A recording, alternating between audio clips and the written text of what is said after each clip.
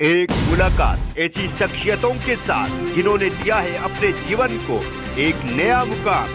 रूबरू कराएंगे ऐसी कुछ हस्तियों के साथ एक खास शख्सियत के साथ मुलाकात जयदेव पटेल के साथ नंबर 1 इंडिया न्यूज पर। नमस्कार व्यूअर्स, मैं जयदेव पटेल और आप देख रहे हैं नंबर 1 इंडिया न्यूज। आपका एक बार फिर स्वागत है एक खास शख्सियत के साथ मुलाकात प्रोग्राम में। आज हम बात करेंगे देश में संभल से लगा करके अजमेर तक जो हिंदू मुस्लिम दरगाह मंदिर विवाद को लेकर के जो एक राजनीति की जा रही है, इसके क्या मायने हैं, और इसी के साथ साथ बांग्लादेश में हिंदुओं पर जो अत्याचार हो रहा है उसको लेकर देश में जो सियासत हो रही है इसके क्या मायने हैं। इन्हीं तमाम मुद्दों पर बात करने के लिए हमारे साथ खास सामान है राजनीतिक विश्लेषक और साथ ही मौलाना आजाद नेशनल उर्दू यूनिवर्सिटी के पूर्व चांसलर फिरोज बख्त अहमद। फिरोज बख्त अहमद, आपका बहुत बहुत स्वागत आज हमारे प्रोग्राम में। जयदेव जी, बहुत बहुत शुक्रिया आपका। आपको मेरी आवाज पहुंच रही है? जी फिरोज बख्त अहमद जी, आपसे मेरा पहला सवाल है कि संभल से लेकर के अजमेर तक मंदिर मस्जिद का जो विवाद चल रहा है, जो सियासत चल रही है, इसके क्या मायने आप देखते हैं? देखिए, ऐसा है, संभल से लेके और जहां भी मंदिर मस्जिद से भी सियासत चल रही है या दरगाहों पे या कुतुब मीनार की या फिर जो भी आपको पता है, सारे कई मस्जिदें, सुनहरी मस्जिद दिल्ली में भी जो है उसके ऊपर कुछ ना कुछ कटार गिरी। मैं समझता हूँ, देखिए, इन सब बातों का कोई मकसद नहीं। क्योंकि हिंदुस्तान हमेशा साझा विरासत का मुल्क रहा है और यहाँ गंगा जमनी तहजीब से हिंदू मुस्लिम सिख ईसाई जीव हर कौम यहाँ पे बहुत आराम से प्यार से रहती चली आई है। तो अब ये मुझे ऐसा कुछ महसूस हो रहा है कि ये जो हिंदू मुस्लिम और ये खासतौर से अजमेर में, तो मैं समझता हूँ कि जितने मुसलमान जाते हैं उतने हमारे बिरादरान वतन हिंदू भाई भी जाते हैं, ठीक है, बहनें जाती हैं, उनकी मन्नतें वहाँ पूरी होती हैं। अब इसमें देखो, एक बात मैं आपको बताऊं, अगर मुगलों के दौर में, सुल्तानों के दौर में अगर कुछ इस तरह का काम हुआ है, जैसे कि क्लेम किया जा रहा है कि मंदिरों को तोड़कर उन पे मस्जिदें बनाई गई, वो हुआ तो ऐसा गलत हुआ, ऐसा नहीं होना चाहिए। और अगर ऐसा हुआ है तो उसका तो आज के मुसलमानों से लेने का मैं नहीं समझता कोई चीज वो जायज है। तो ये देखो, हिंदुस्तान में आपको बताऊं, इस वक्त बड़ी तेज रफ्तार से जगत गुरु बनने जा रहा है और इस तरह की चीजें जो हैं वो स्पीड ब्रेकर का काम करती हैं हिंदुस्तान को आगे चलने से। प्रधानमंत्री मोदी जी ने 10 साल करीब हिंदुस्तान को ऐसे मकाम पर पहुंचाया है कि शायद अपनी हिस्ट्री में पहली मर्तबा हिंदुस्तान यहाँ पहुंच रहा है। तो इस तरह की चीजों से, मंदिर मस्जिद का जो मकड़ जाल है, इससे हमें बाहर निकलकर आगे बढ़ना चाहिए। और हम सब जो है हिंदू मुस्लिम सिख ईसाई प्यारे लोग हैं, गले मिलकर एक दूसरे से हम हमेशा से रहते चले आए हैं।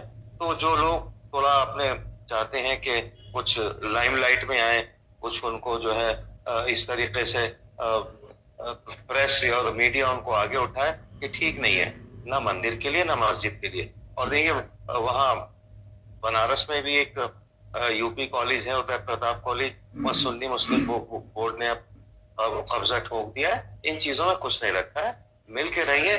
खुदा ने हमें इसीलिए पैदा किया, हम एक दूसरे की मदद करें, एक दूसरे के साथ रहें। और हमारा जो ये मुल्क है, जो चमन है, जिसको मौलाना अबुल कलाम आजाद हमेशा बोलते थे कि ये एक अमन की जमीन है, दारुल अमन है, तो इसको आगे बढ़ाइए, चढ़ाइए। जी फिरोज बख्त अहमद जी, संभल से लेकर अजमेर विवाद जो चल रहा है उस पर कहीं न कहीं अब असदुद्दीन ओवैसी AIMIM चीफ का बयान सामने आया। उन्होंने यहाँ तक कह दिया कि ये जो विवाद चल रहा है उसमें कहीं न कहीं बीजेपी और RSS के जो लोग हैं वो देश में जो माहौल है उसको खराब करने की कोशिश कर रहे हैं। इस वजह से इस तरह की याचिका दायर की जा रही है। ऐसा है, जहां तक मेरा ख्याल है, देखिए, ओवैसी साहब जो है एक कई बार बड़ी नॉन सीरियस बात करते हैं और उनको जो है मुसलमान भी अब सीरियसली नहीं लेते हैं, ठीक है। जिस तरीके से अक्सर राहुल गांधी जी भी इस तरह की बातें करते हैं, लोगों ने उनको मतलब साइडलाइन कर दिया है, उसी तरह से ओवैसी साहब जो है हर चीज में कूदने की जरूरत नहीं है। आप कुछ अच्छा काम कर सकते हैं ओवैसी साहब, आप अच्छा काम करिए। जो आग जल रही है उसके ऊपर आप जो है पानी डालिए और जहाँ कहीं तकलीफ है वो मरहम लगाइए। इस तरह की बातों पे RSS कर रही है, बीजेपी कर रही है, इसमें कुछ नहीं रखा। वो लोग जो उसको कर रहे हैं, हो सकता है कि उनके लिंक्स हों, लेकिन इसका मतलब ये नहीं है कि इसको सरकार हमेशा चाहती है, चाहे वो किसी की भी हो, कि उनके राज में ठंडक रहे, इस तरह की चीजें ना आए। ठीक है, लोग कहते हैं वोट बैंक का चक्कर है, इलेक्शन आ रहे हैं, मैं नहीं समझता कि ऐसा कुछ है। जी, फिरोज वक्त अहमद जी, संभल की घटना कहीं न कहीं अब धीरे धीरे थमती हुई नजर आ रही है, लेकिन इस भी समाजवादी पार्टी का बयान भी सामने है। उन्होंने ये कहा कि संभल को मणिपुर बनाने की कोशिश ना करे उत्तर प्रदेश सरकार। देखिए, संभल में जो भी कुछ हुआ मैं समझता हूँ, संभल में इससे पहले कभी कोई कम्युनल राइट नहीं हुआ। मुजफ्फरनगर में हुए और जगहों पे हुए यूपी में, लेकिन संभल में कभी कोई राइट नहीं हुआ। ये जो राइट हुआ इससे बड़ी तकलीफ पहुंची, और जो 4-5 मौतें हुई, कोई कह रहा था कि 2 लोग और मर गए, 7 लोग मर गए। तो ये पहले तो मैं उनके खानदानों को एक श्रद्धांजलि पेश करता हूँ और दुआ करता हूँ कि भी उनकी जो है मग़फ़िरत हो, they should rest in peace. लेकिन संभल में जो कुछ हुआ अच्छा नहीं हुआ, इस तरीके से भी हुआ। लेकिन अब मैं समझ रहा हूँ कि संभल जो है संभलता जा रहा है, लोगों के समझ में आ रही है कि सही बात क्या है। लेकिन जब तक हम आपसी भाईचारे की बात करेंगे, एक दूसरे का हाथ नहीं थामेंगे, तो मुश्किल में ही रहेंगे। जी, फिरोज वक्त अहमद जी, आपसे मेरा एक आखिरी सवाल है कि बांग्लादेश में हिंदुओं पर लगातार जो हो रहे अत्याचार हैं, उसको लेकर भारत में होने वाली सियासत के क्या मायने आप देखते हैं? देखिए, बांग्लादेश एक मुख्तलिफ मुल्क है। वहां पर जो अत्याचार हो रहे हैं वहां बिरादरान वतन हिंदुओं पे, हिंदू बहुत अरसे से वहां रहते चले आए हैं, और एक वहां की जो पूरा सिस्टम है बांग्लादेश का, चाहे वो ट्रेड एंड कॉमर्स का हो या कोई भी हो, उनका बड़ा वहां पर कंट्रीब्यूशन है।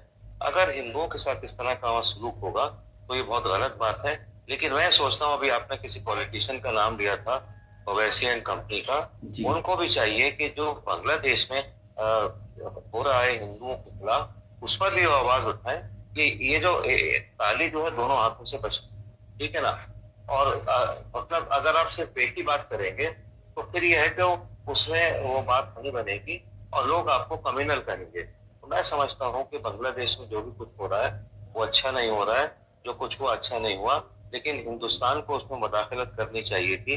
जब कुछ हिंदुओं को वहां मारा गया, मंदिरों पर अटैक हुए, मैं समझता हूँ कि किसी भी तरीके से इंडिया को इंटरफेयर वहां करना चाहिए था। लेकिन चलिए, हिंदुस्तान में बड़े बड़े दिमाग हैं, उन्होंने सोचा होगा इंटरफेयर नहीं करें। लेकिन देखिए, किसी के ऊपर भी जुल्म हो, चाहे वो हिंदू हो, सिख हो, ईसाई हो, कोई भी हो, तो अगर इस तरह का जुल्म हो जैसे बांग्लादेश में हिंदुओं पर हो रहा है, interference is a must by a country like India. जी, फिरोज वक्त अहमद जी, आपने हमारे लिए समय निकाला, उसके लिए आपको बहुत बहुत धन्यवाद। बहुत बहुत शुक्रिया।